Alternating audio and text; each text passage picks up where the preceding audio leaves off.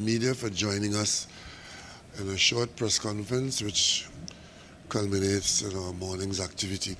I am here today with the Minister of National Security, the Chief Secretary, the representative of the Minority Leader, Councillor Petel Benoit, but most importantly we're here with the law enforcement agency headed by the Commissioner of Police and her deputies and I think all the senior Tobago officers are here. We've just had a general discussion on the state of affairs in Tobago. We received a briefing from the Chief Secretary. We brought our own understanding to it, our discussions on what we have been doing recently, what we are required to do now, and what we should be doing in the weeks and months ahead. But I want to begin by extending my condolences to the community of Black Rock, which is very well known to me. I have lots of friends and possibly family there, and we've had a very terrible tragedy there in the last 48 hours. We've lost 4 people to violent crime. So ladies and gentlemen, if nothing else, that tells us, among other events of that nature, that Tobago is not immune from the crime wave of violent crime that is being suffered by the people of Trinidad and Tobago. I wouldn't even say of the Caribbean, because in St. Lucia, I remember not too long ago, a similar event of 5 people being murdered in a similar way. I think they were gambling too, if I'm not mistaken. But ladies and gentlemen, I get a lot of advice as to how we should proceed in situations like this and how we should ameliorate or eliminate these developments. But a lot of the advice is rooted in an understanding that we could isolate Tobago from Trinidad so that the bad things that are happening in Trinidad with respect to violent crime, firearms in the population, young and not so young people choosing crime as a business and a way of life, that we can isolate Tobago from that. I simply want to say that Trinidad and Tobago is one nation. There's no border between Trinidad and Tobago. So border activities that are aimed to separate the actions of one group of people from another is not available to the people of Tobago. If Trinidadians are wanting to come to Tobago for good, bad, or indifferent, it's a right, an entitlement. What we could do is to have aspects of policing and information gathering, because people move from one point to another, to be able to generate from that information evidence of their wrongdoing and then take the necessary enforcement actions. But Tobago, over time, has been seeing, through a variety of routes and sources, a creeping involvement in the criminality that was a bit more commonplace in Trinidad, and now more than before, some Tobagonians are in fact contributing and participating in the style of criminality for which Trinidad is well known. So we are shocked when these things happen, and we try to come up with a series of responses. We failed in the prevention, and therefore it has happened, and we have to make sure that we don't fail where there are further opportunities for us to try and stop these things from happening. But the population of Tobago has a number of issues like Trinidad, and those issues we try to identify them. The policing of Tobago, there are certain peculiar problems that we have to address or that we have been addressing, and of course the effect of the society where Tobago is no longer very different to Trinidad, because we are communicating on an ongoing basis. The modern technology allows a Tobagonian anywhere in Tobago to be in contact instantaneously with a person outside of Tobago. So it's a scenario like that.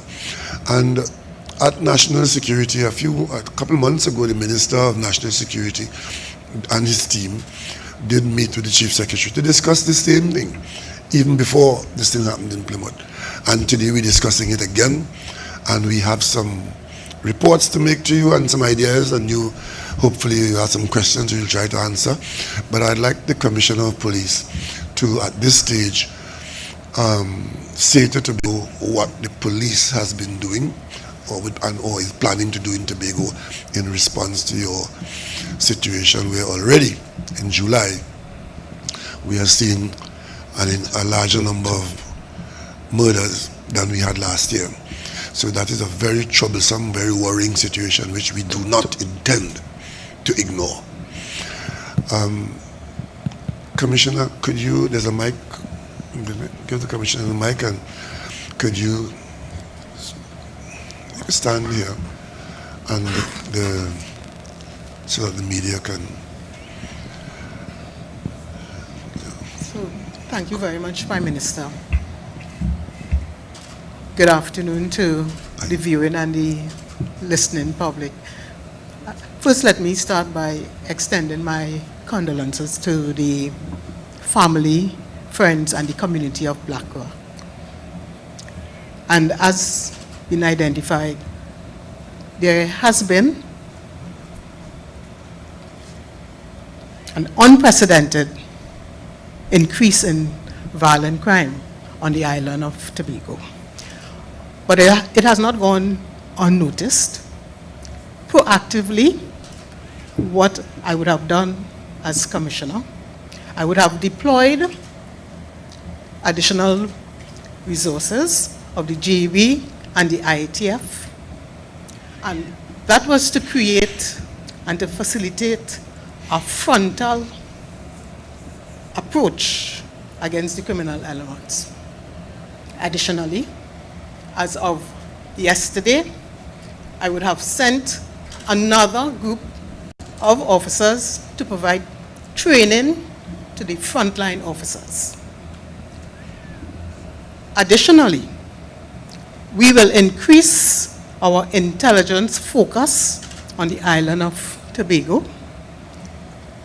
We will provide training and to develop the capacity of the officers in terms of intelligence gathering and investigations.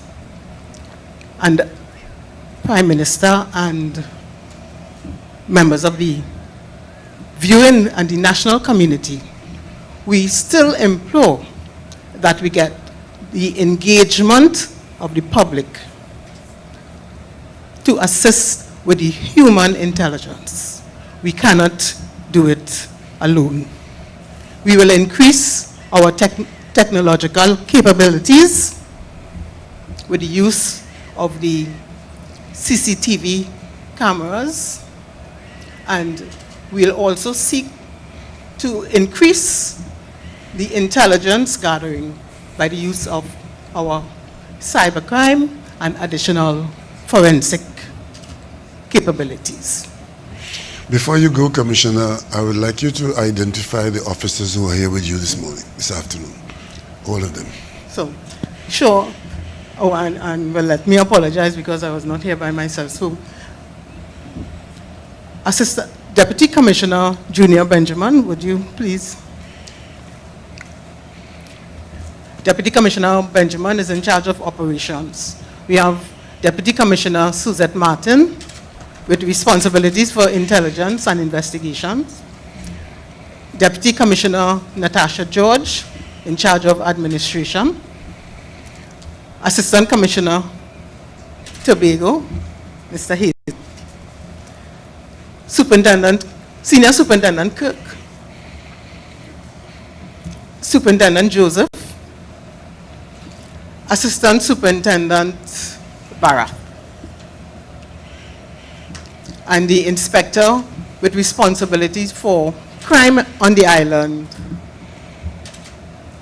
Ms. Bacchus. Thank you very much, Commissioner. You're welcome. The reason why I had this introduction made is so that what I'm going to say, I'm saying it in the presence of, and maybe with the support of these officers, that the peculiarity of Tobago's policing is such that we have to probably do things a little differently. I was advised this morning that approximately 90% of the officers who are policing Tobago are Tobagonians in Tobago. And that might be a good thing, because people are policing home. But there are certain outflows from that which cause me and others to believe that the policing effort is not as sharp as it should be, largely because of the general maxim of familiarity breeds contempt. And we have decided in the discussion this morning that the Tobago policing effort can benefit from a greater effort of intermingling of the services and the use of the major resources of the nation to have as part of their development that our Tobago officers, particularly the young ones, should benefit from exposure and training with officers who are not domiciled in Tobago. That will improve their development, improve their skills levels, and allow them to function more effectively. And I think I have heard from the police that there are plans to do some of that. And also, I want to say to Tobagonians that you are part of Trinidad and Tobago, and especially at this time where criminals are seeking the ascendancy over law enforcement, that we will have to improve Tobago's ability to respond by drawing on the resources of Trinidad. And therefore, the circumstances call for more officers from Trinidad to function in Tobago, to allow the policing in Tobago to benefit from that development. It is not that Trinidad has perfected its own policing. We in Trinidad, the larger island in the nation, we have a serious problem of policing and criminal conduct. But we believe that Tobago, with its peculiar smaller population, isolation on the island, should really not be overrun by criminal conduct. And I want to say something to the population of Tobago too. There are a few tens of thousands of people in Tobago. Many of you know exactly who is doing what, and you have not been sharing that information sufficiently with the police, and the police is giving you the undertaking that it will redouble its effort to using the information that you share with them. The benefit of all of that is for the greater protection of the population of Tobago. It is my view that if we bring to bear all the resources available from the state, all the personnel, all the equipment, all the technology, that the police in Tobago should have the upper hand of the criminal element. And in fact, good policing in Tobago, in the old-time model, is that Tobago police should know everybody in Tobago. Good Tobago policing, Tobago police should know everybody in Tobago. And that gives you a head start. I discovered today that the cameras that we have installed in Tobago, we've replenished the cameras in Tobago, but the new cameras are operating out of a central national database and access. And we, Minister and I, when we get back to Trinidad at the level of weight, we will take initiatives to ensure we'll get the technical help from Minister Bacchus and his people and the police people.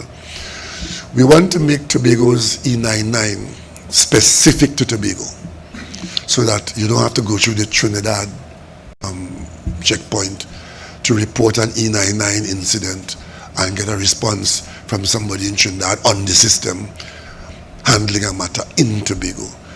We will ring fence Tobago and allow the new cameras to be operating and monitored. That will improve our response time, and it will give greater ownership of the information that comes in.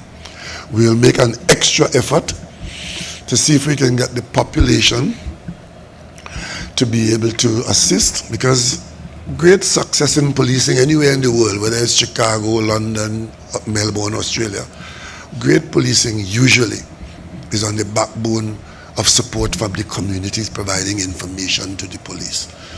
The police has to rely on the information that they extract from the population and that the population volunteer to the police. It came up that in this effort of the Commissioner to put more resources on the island, we have some challenges of accommodation and so on. The Chief Secretary has undertaken to work with central government to do some fast tracking of improvement of accommodation so that we could do short-term rotation of policemen and women to Tobago. And I asked the people of Tobago, when this begins to happen, that you receive this kind of operation as being in your benefit and not trampling on your rights and privileges of being Tobagonian. We all need to work together, because we all, doesn't matter what we're wearing, what braid we have on our shoulders, we all have the one common purpose, and that is to ensure that criminal intent does not destroy our societies and the criminals do not get the upper hand of the policing effort in Tobago. I have confidence that we can do that. If you have any questions for me or for any of the officers here, I will take them now and I'll just manage the question time. So members in the media, please feel free to put a few questions to us now if you have to.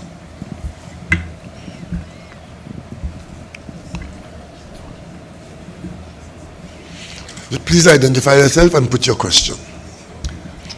Dr. Rowley, good evening to you and the team. It might help if you stand up, so because we got, yeah, please. Corey Connolly, Newsday. Yes. You had mentioned a while ago that the Attorney General would have looked at the possibility of implementing a police force in Tobago.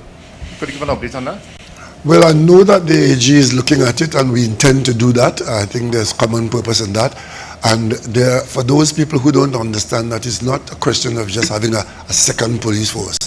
It is a local policing effort that will take from the current police population certain duties that are mundane and have them carried out more effectively, which will free up the other police, the National Police Service, to do more detailed, in-depth and sustained follow-up of the work that will give us the kinds of response to the problems that we're facing. So that second layer of policing, which we have in Trinidad, because we are the ones who expanded the community police, the municipal police. You know, before you had the city council police, Arima and Point 14. It was Port of Spain, Ariba, and who else? Well, third one. It was Point 14. San Fernando, Port of Spain, and Arima had that level of policing. And even before the crime wave that was washing the country in the last 10 to 15 years, you had them.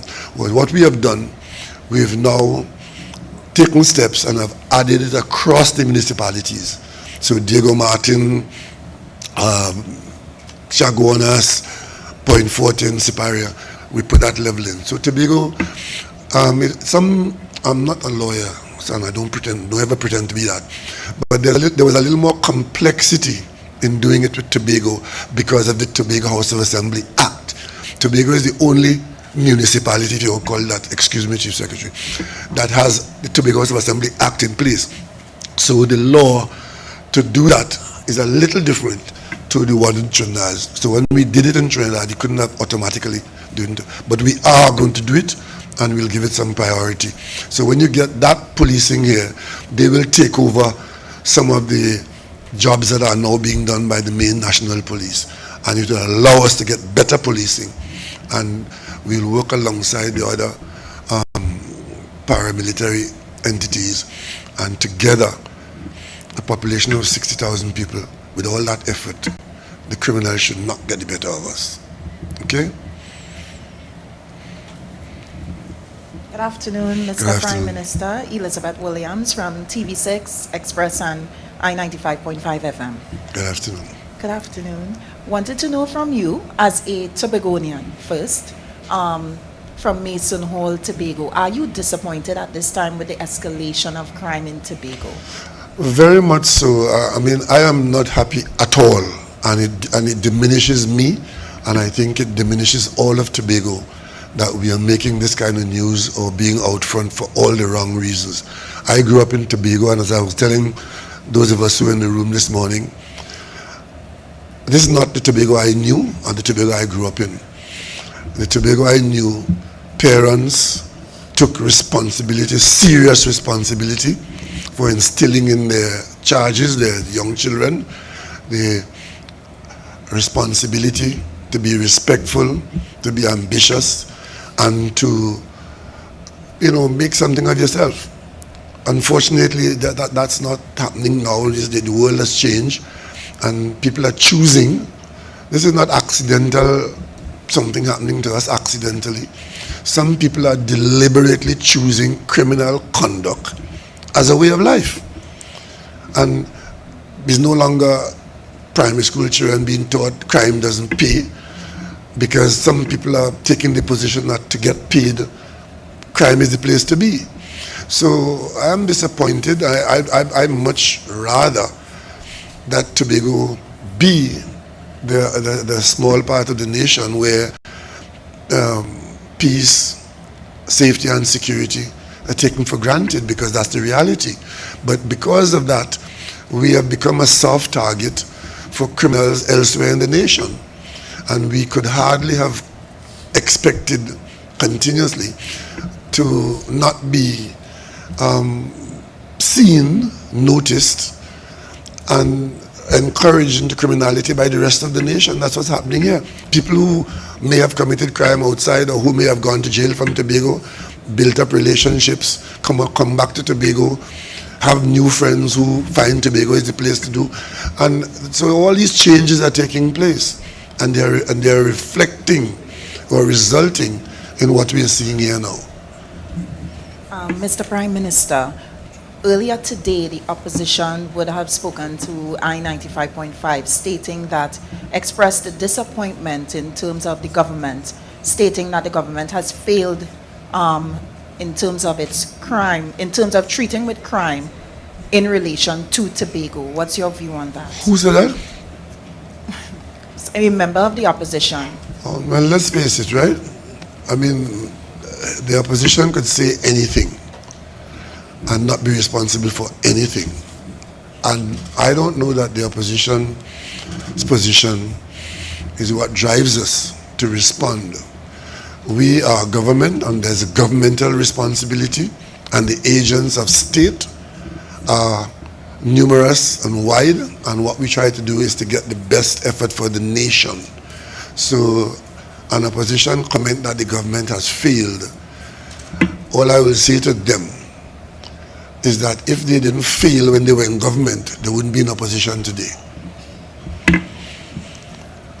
Good afternoon, Prime Minister. Elizabeth Gonzalez from Guardian Media. From the officers that you said that will be coming to Tobago, I would like to know how soon, how many, and also Not if you me, could... not me, not me. The Commissioner. The Commissioner of Police. Commissioner, the lady has a question for you, right? And also, is it that we are going to see additional specialized units in Tobago, seeing that we have added 2 additional units, which is the Interagency Task Force and the Garden Emergency Branch? Okay, let's have the Commissioner respond to that, please. Thank you for the question. We continually review our approaches, our strategies, and that is exactly what is being done. With regards to the deployment of additional staff, that will come following the discussions between the deputy commissioners and the leadership of Tobago. So those logistics will be worked out, and the media, the community, will be informed accordingly. And let me just say something, right? I want to make this clear. I might be the Prime Minister. I might head the government. We might have a cabinet. But the only people in the country who have the legal authority and therefore the responsibility to actually engage the criminal and also to deploy police officers, whether it is constable or deputy commissioner of police, is the commissioner of police. Yeah? So we have to rely on their effectiveness, their brain power, their plans and their programs, and their success will be our success. Their failure will be our failure. Yeah?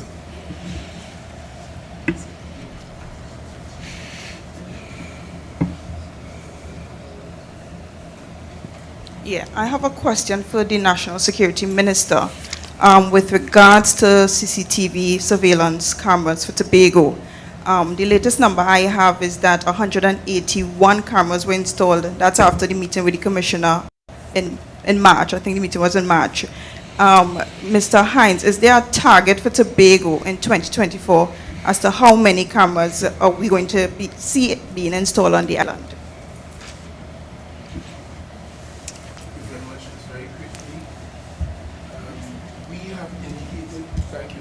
We have indicated publicly that we propose to add another 2,500 cameras to the 2,005 that we have recently installed, with the amount that you said allocated specifically to Tobago. So as those are procured and come into operation, we have no doubts that other locations as identified by the police will be seen to in Tobago. Thank you.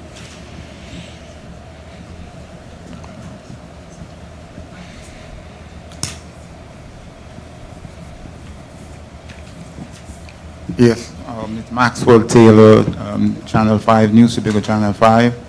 And I've heard a lot of times speak about the gang activity being pushing the gun violence that is in Tobago. I'm trying to find out if the gangs are indigenous to Tobago or are these Trinidad gangs that are stretching the activities to Tobago. I think from the news and from the information we have, it's both, but I'd like to ask Officer Hazel to respond to that question, please. Are there Tobago criminal gangs at work?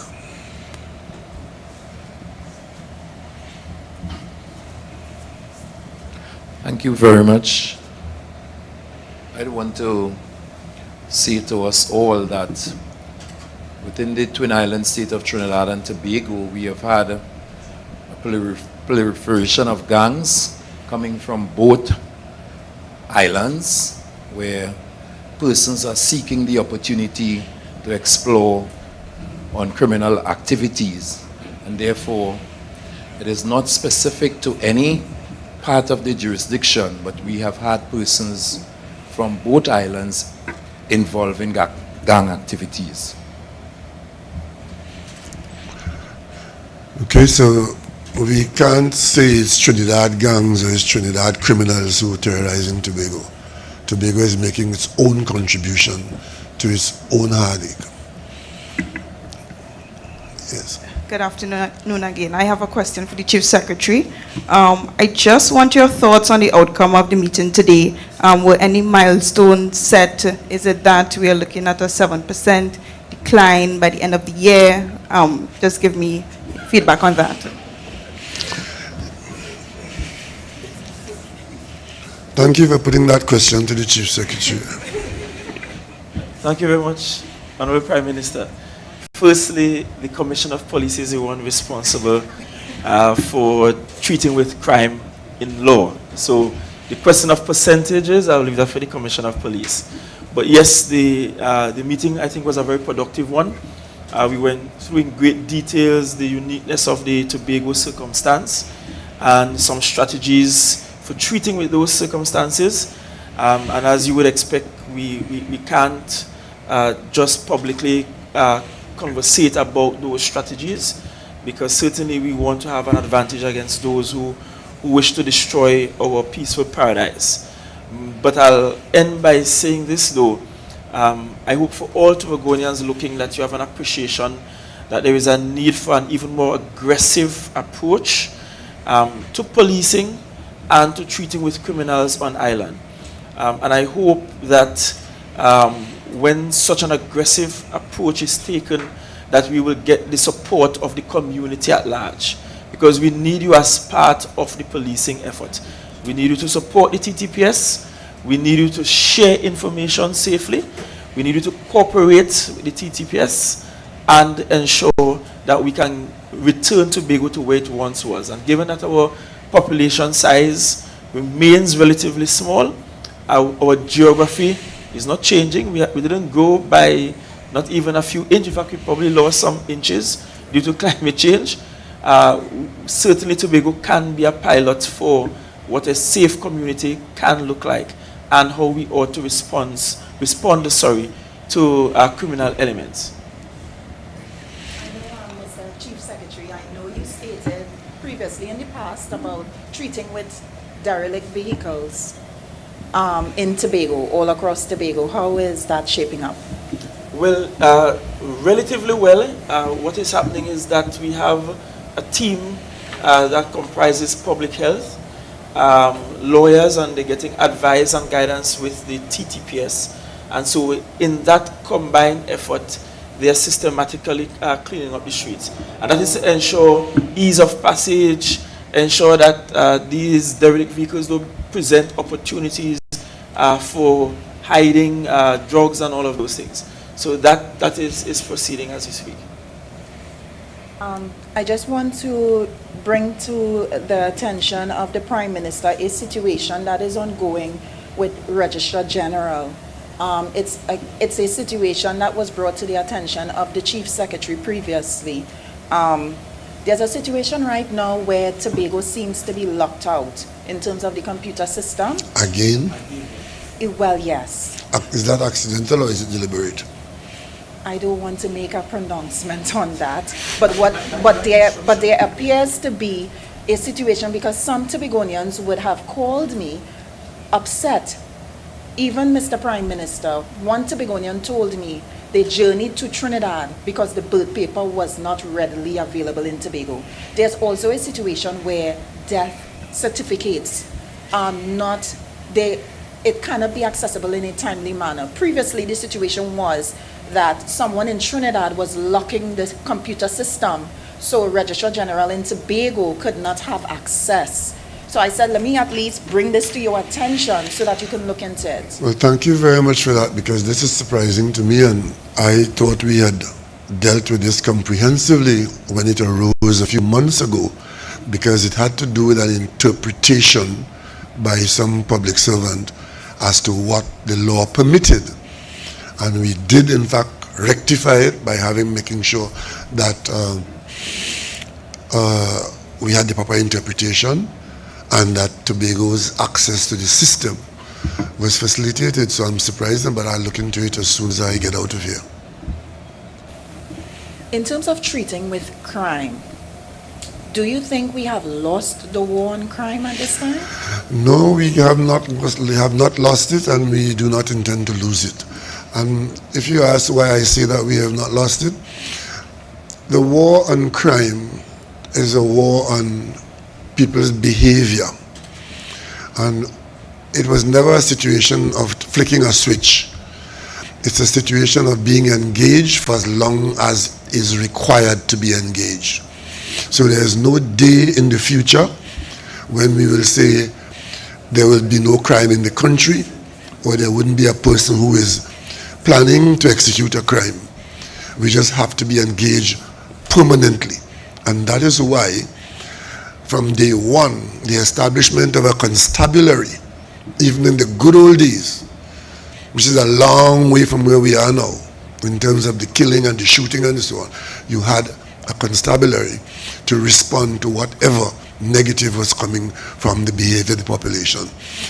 We have made some progress, not as much as we would like, not as much as the resources indicate that we could have, but we are constantly trying, and that is why at the level of the government, National Security Ministry, National Security Council, and the people who are running the various services. But you know, it's a kind of a waterbed situation. The minute you squeeze one area, it bulges in another area. You don't eliminate one area and say, okay, put that behind, it's done. The criminal element is like a biological entity that is harming you. We dealt with COVID a while back, and you saw what happened. We started with Delta, and then we end up with this one and that one and that one. The criminals are not prepared to respond by changing their intention to carry out crime because you have done something. They consistently will try to get a loophole, an advantage, an opportunity. And the one thing that the criminal has, which the rest of us will never have, is that they make the decision when they're going to commit a crime, where they will commit it, and who they'll commit it against. That they will always have that. So in many instances, we respond to their inner thoughts as they express them outwardly. So we cannot say that, well, we overcome crime and criminality and then we are now in nirvana. We have to be constantly engaged, be informed of what they're doing, what they're thinking, and to be able to respond in a way that it doesn't benefit them as they think it would. Good afternoon again. Just a follow-up question from what I asked the Chief Secretary a while ago. As leader of the island, are you satisfied with the plans that were discussed today, and how much of a dent do you think it can make in the crime situation on the island? Yes, I'm satisfied with the plans discussed today, and if we are able to execute them, resource challenges and all, I think we'll be able to make a significant dent. We are not too far gone. I don't think we have gone over the edge as yet, but we don't want to get to that point. So I want you to see today's meeting as being proactive and ensuring that we're not waiting until the situation worsens to then respond. See this as us doing an intervention in a timely manner. Every death we have had so far is one way above what we would like to have on the island. And certainly with an island whose main economy, one of its main productive sectors outside of the government sector is in tourism, we certainly won't want this getting beyond where it is now. So it's really about a sort of consolidated and collaborative effort on all fronts to attack this problem. It does not mean that with all our best efforts that we won't have another murder for the rest of our history. I want us to be realistic and practical. So I don't want when the next murder comes, you say the Chief Secretary say he's satisfied with the plan and we ain't gonna get no murder. That's what I'm not saying that at all. What I'm saying clearly is that the plans we have discussed, they're all solid plans, they are grounded in data, they are scientific in nature, and once we are able to execute them with the resources we have, chances are we will see a significant reduction. We are in the month of July, the 7th month. I know this is supposed to be the best month of the year, Mr. Prime Minister, I'm told. Because I started the month. October. But certainly for the second half of the year, we really will want to make an effort to reduce the numbers in comparison to the first half of the year. We have already gone past last year's figure. So right now we are looking at second half being better than the first half of the year. That's the goal. And that's as close to a percentage as I would venture. And let me just add for finality as we end this press conference that the central government has the responsibility for national security in Tobago. Under the laws that we operate under, notwithstanding the THA Act and the executive authority of the THA, safety and security in Tobago is the responsibility of the central government. And I have every intention to discharge that responsibility with the people of Tobago, for the people of Tobago. The police told us this morning in great detail what can help them to improve the situation, and the central government will take steps to make every one of those threads available so that the fabric can be strong. Not the least of which is looking at, from an administrative standpoint, a better located and functional police headquarters in Tobago. we look at we discuss the whole question of what do you call it? When you build those temporary, a prefab structure. The Chief Secretary has advised that we might have a site available in Bacalet, and we'll move very quickly to see if we can put a better administrative accommodation in place, because everybody agrees that that might help in our managing the Tobago ban. So finally, I would say to the people of Tobago, each and every one of you, if you have information about criminal conduct in Tobago, especially violent criminal conduct, you will do yourself a great favor if you advise the police, but through the mechanisms that are available, of who in Tobago is threatening not only your life, but your community and the general well-being of Tobago. A small number of people behaving like this could destroy the potential that Tobago holds out to its citizens. Thank you all very much, and thank you for coming.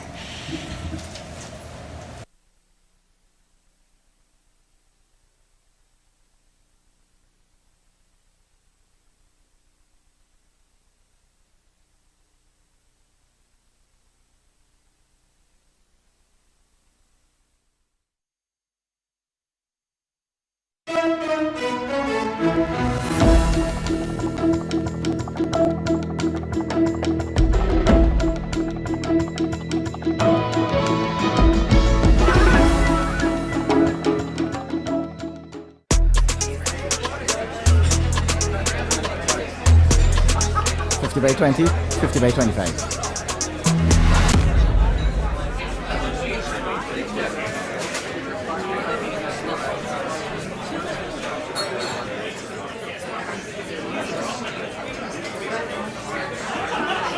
This is Kyron Pollard. When you play, do it the legal way. Don't bet on illegal gaming. Winning a flash.